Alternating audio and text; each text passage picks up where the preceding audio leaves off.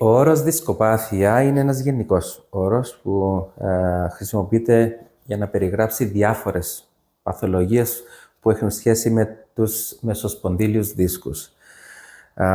Στη χειρότερη μορφή έχουμε πρόπτωση ή τη λεγόμενη δισκοκύλη, όπου ο μεσοσπονδύλιος δίσκος φεύγει από τη θέση του και μπορεί να προκαλέσει πιεστικά φαινόμενα σε διάφορα στοιχεία στο σπόνδυλο.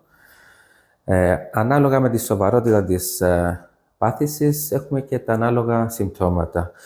Κάποιοι ασθενείς θα έχουν κάποια δυσφορία, πόνο, δισκαμψία στη σπονδυλική στήλη.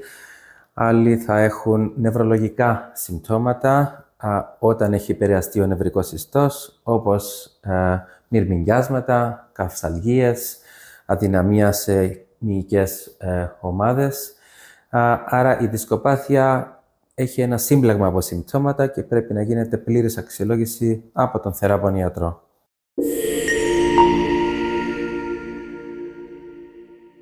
Γενικά μιλώντας, συστήνουμε τα εξής για θέματα πρόληψης της δισκοπάθειας.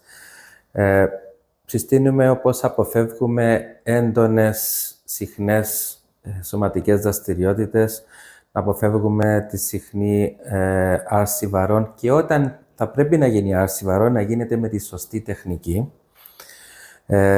Να προσέχουμε το σωματικό μας βάρος. Επίσης, συστήνουμε όπως αποφεύγεται το κάπνισμα, το οποίο έχει κατηγορηθεί για τη δημιουργία δισκοπάθειας, και επίσης τραυματισμοί στη σπονδυλική στήλη.